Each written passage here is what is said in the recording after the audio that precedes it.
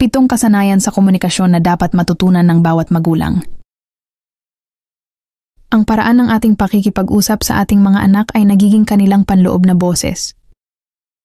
Paano kung sabihin ko sa iyo na ang pagkakaiba sa pagitan ng isang bata na lumaking tiwala sa sarili, maawain at matatag at isang bata na nahihirapan sa pagpapahalaga sa sarili ay madalas na nakasalalay sa kung paano ka nakikipag-ugnayan sa kanila. At narito ang totoo.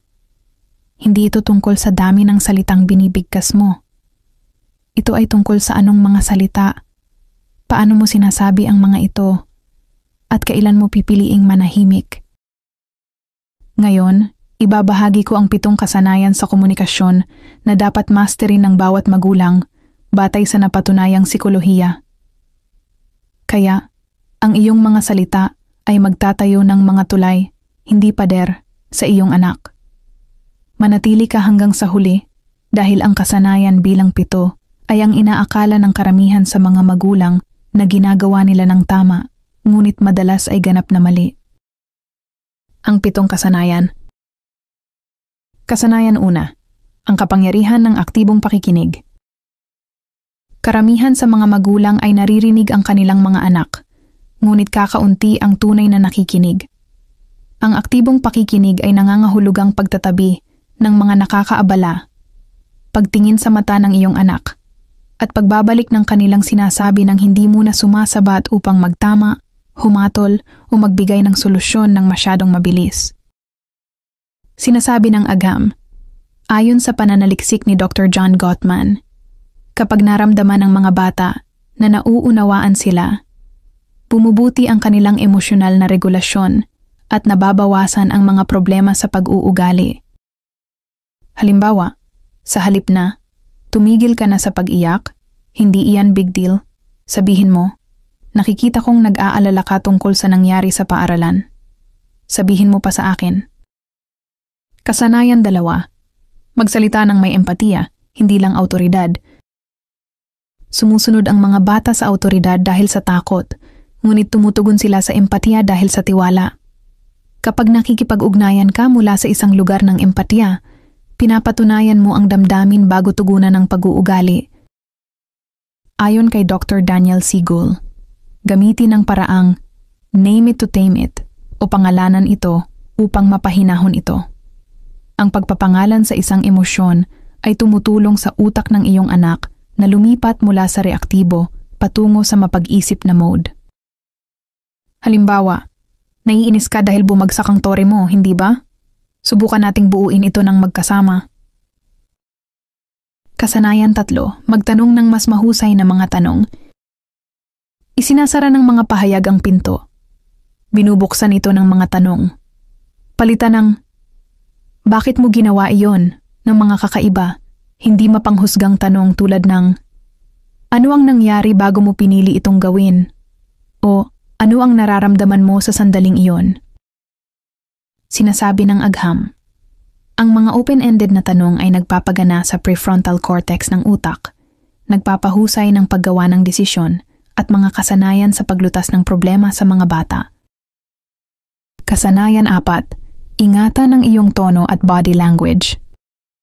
Ipinapakita ng pananaliksik na 93% ng komunikasyon ay hindi verbal. Mas matatandaan ng iyong anak kung paano ka nagsalita kaysa sa eksaktong mga salita. Huwag itaas ang boses, bagkus babaan ito. Panatilihin ang bukas na postura at palambutin ang iyong facial expression kahit sa mga sandali ng pagdidisiplina. Professional tip. Lumuhod ka upang magpantay sa mata ng iyong anak kapag nagsasalita.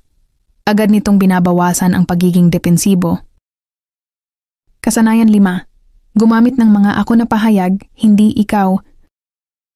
Ang paninisi gamit ang salitang ikaw ay hindi kailanman nakikinig ay nag-uudyok ng pagiging depensibo. Sa halip, subukan mong sabihin na, nag-aalala ako kapag hindi mo sinasabi sa akin kung saan ka pupunta dahil gusto kong malaman na ligtas ka.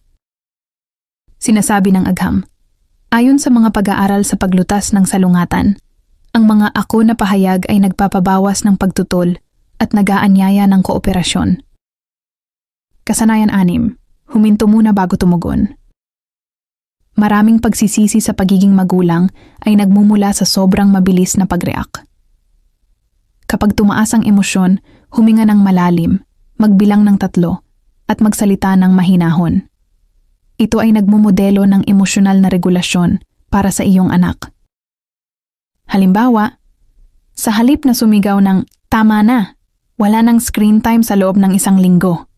Sa sobrang galit, huminto ka, mag-isip, at pagkatapos ay tumugon sa isang nasukat na kahihinatnan na nagtuturo, hindi nagpaparusa. Kasanayan 7, tapusin ang mga pag-uusap ng may koneksyon. Narito ang kasanayan na hindi pinapansin ng karamihan sa mga magulang. Palaging tapusin ang isang pag-uusap, kahit na isang pagdidisiplina, sa isang paraan na nagpapaalala sa iyong anak na hindi nagbabago ang iyong pagmamahal. Sabihin ang mga bagay tulad ng, "Hindi ko nagustuhan ang pinili mo, ngunit mahal na mahal kita palagi," o ang simpleng, "Halika rito, yakapin kita." Bakit? Ayon sa attachment theory, ang patuloy na pagtiyak pagkatapos ng salungatan ay nagtatayo ng matibay na emosyonal na bond na tumatagal hanggang sa pagtanda. Hindi tungkol sa pagsasabi ng mas marami ang pagiging magulang. Ito ay tungkol sa pagsasabi ng mga tamang bagay sa tamang paraan. Mas rin ang 7 kasanayang ito at mapapansin mong mas magiging bukas ang iyong anak, mas makikinig, at lalaki bilang isang matanda na marunong makipag-ugnayan ng may kabaitan, lakas, at respeto. Tandaan, ang iyong boses ay nagiging kanilang panloob na boses.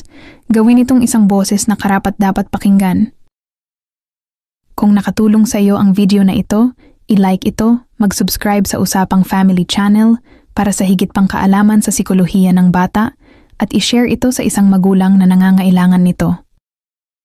At sabihin mo sa akin sa mga komento, alin sa mga kasanayang ito ang sisimulan mong gawin ngayon?